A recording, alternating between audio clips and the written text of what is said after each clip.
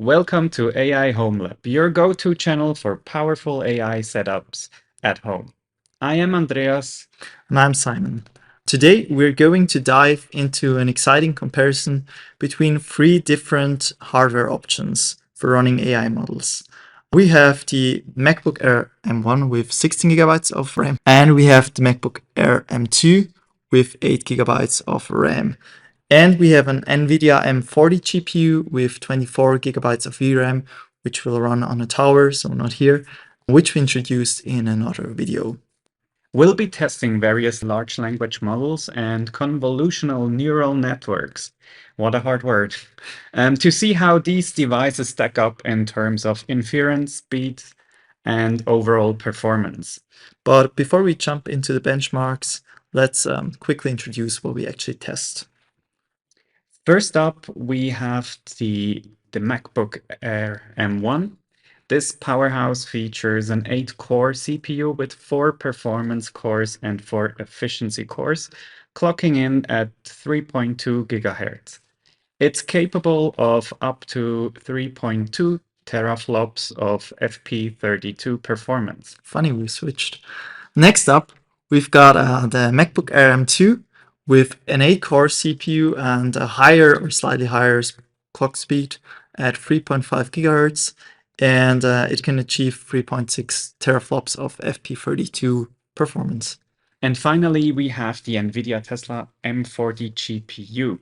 This beast packs 3072 queued up cores, a base clock of 948 MHz, boosting up to 1114, and delivers an impressive 6.8 teraflops of FP32 performance. It also comes with 24 gigabytes of GDDR5 memory and a bandwidth of 288 gigabytes per second. Now this is actually still quite a lot because that's like the same bandwidth of the RTX 3060. That's actually quite impressive. It is.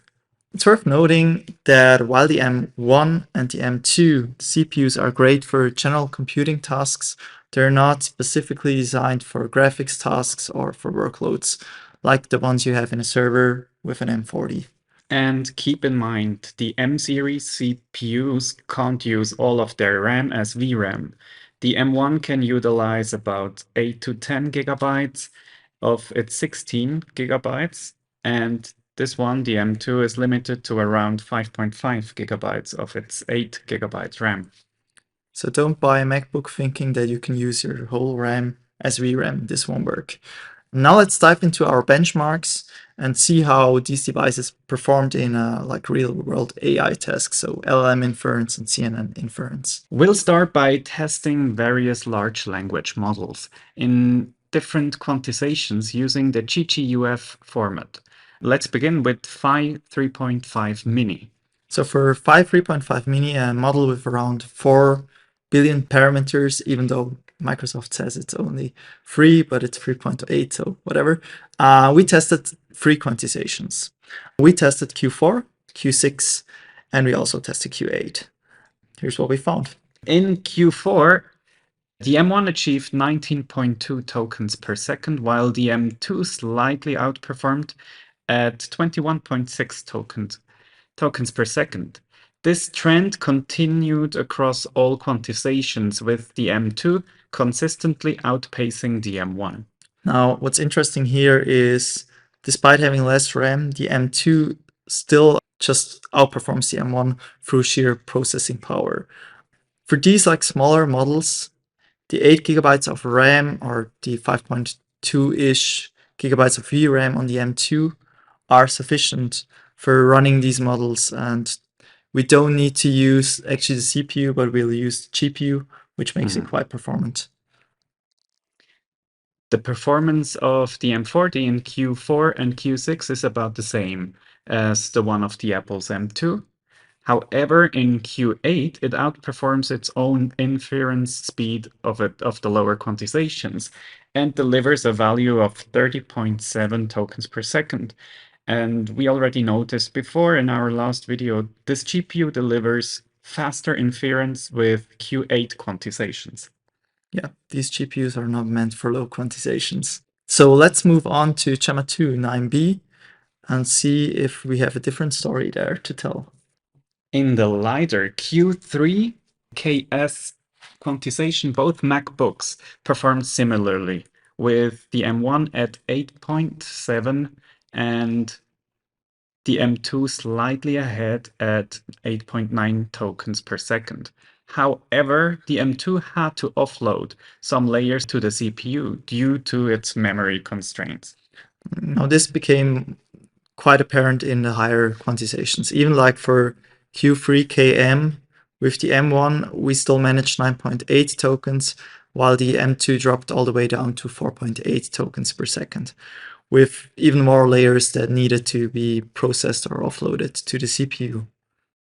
The M1's advantage in RAM really shows off. For Q4KM and above, only the M1 and the Nvidia M40 could run the models. The M40 consistently outperformed the M1, with the gap widening in higher quantizations.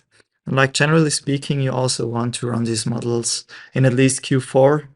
So probably if you have like an M2 with only 8 gigs of RAM and 5.2 of VRAM, you're probably better off using a smaller model, but with higher quantification. Well, in Q8, we see the M40 really flex its muscles, achieving 14.2 tokens a second, compared to the M1's 5.2 tokens per second, where we also can see we had to offload some layers to the CPU with that model and that quantization. So that's also why the M1 dropped quite a bit. Yeah. Yeah, on average across all quantizations for Gemma 2 9B, the M40 outperformed the M1 by about 46%, showcasing the advantage of dedicated GPU hardware for these larger models. Yeah, so like even these older cards, they're still more powerful than these M1 and M2 notebooks, which we also could see at the raw teraflop performance of these. Lastly, let's look at the results for Llama 3.1 8B. Well, yeah, the trend we saw with Gemma continues here. In Q4, the M1 achieved 11.7 tokens per second, while the M2 managed 10.3.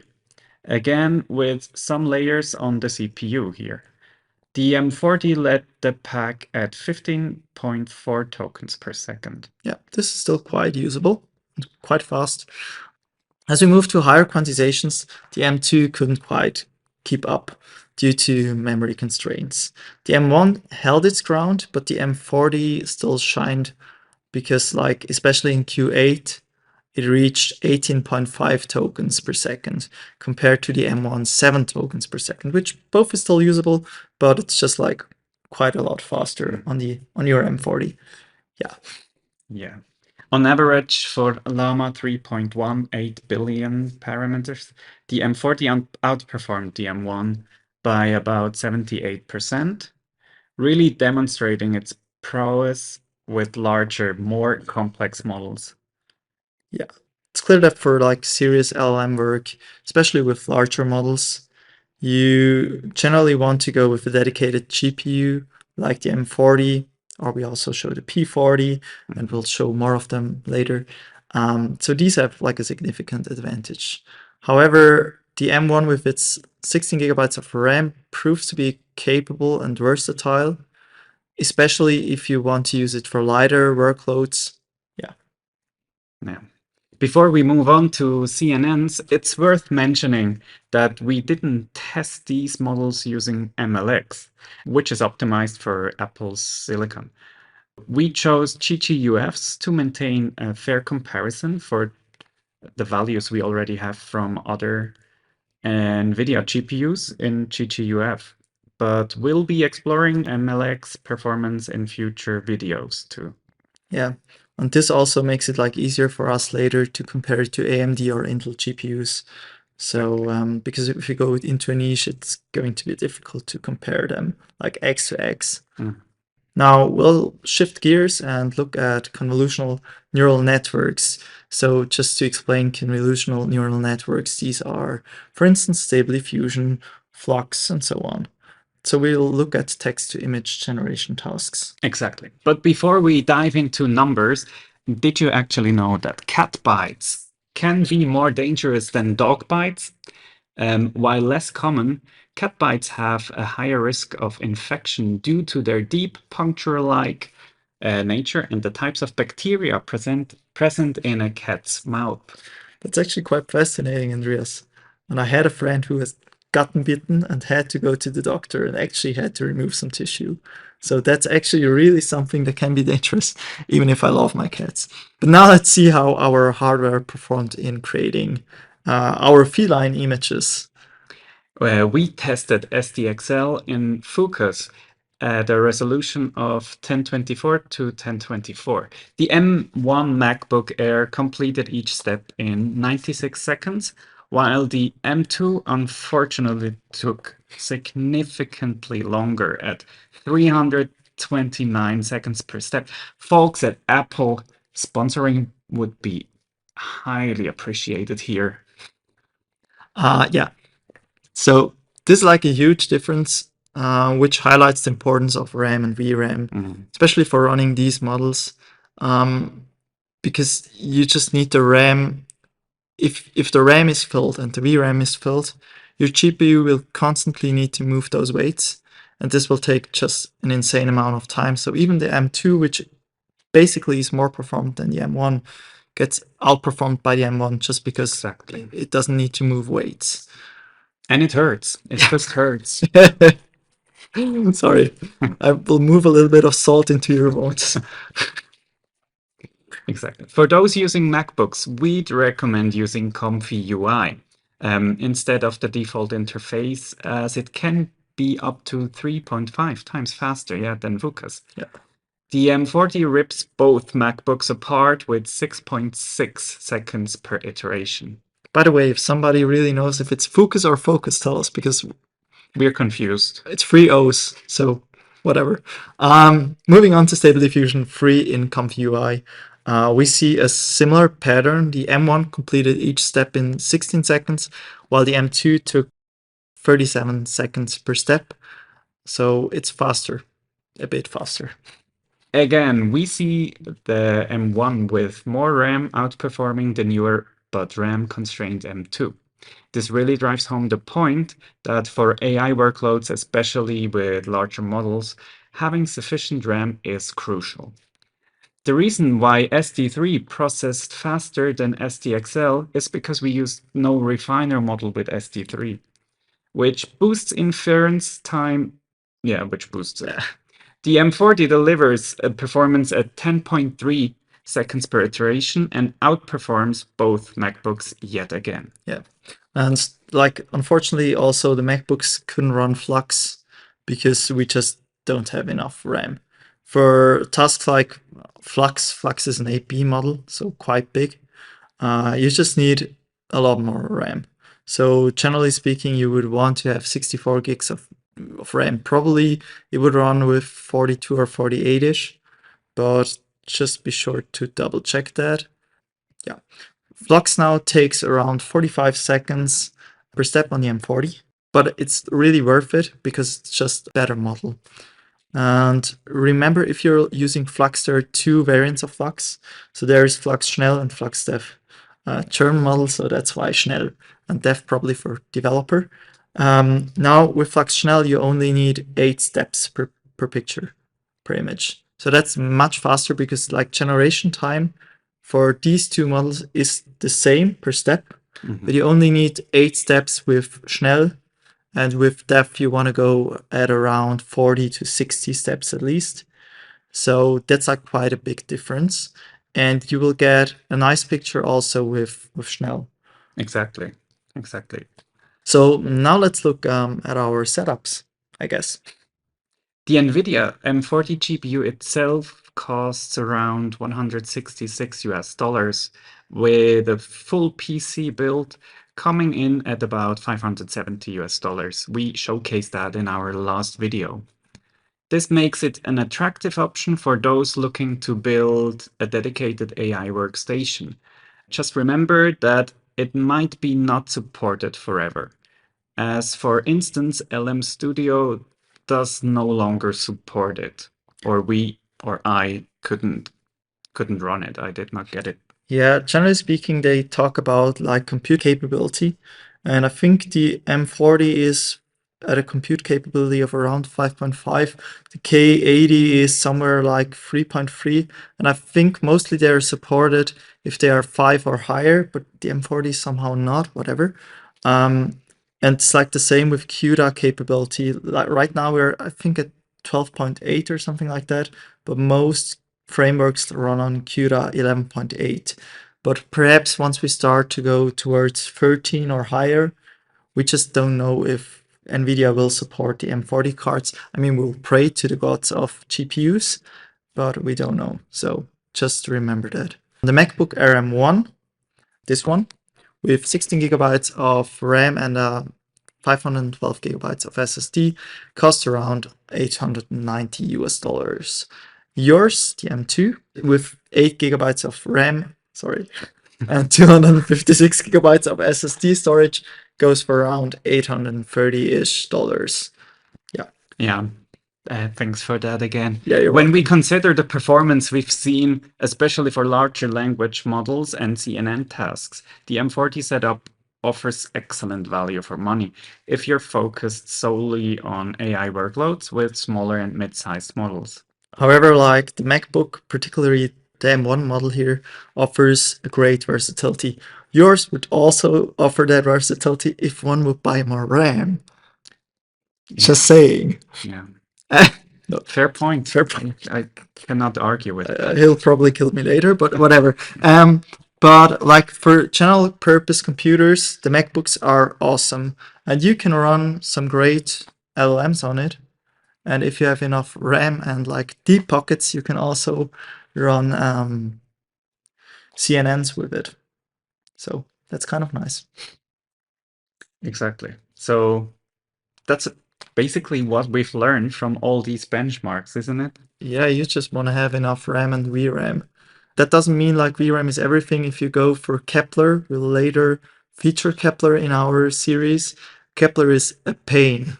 I mean, there's no way around. If you really love to be in pain, buy Kepler GPUs because they will get you that.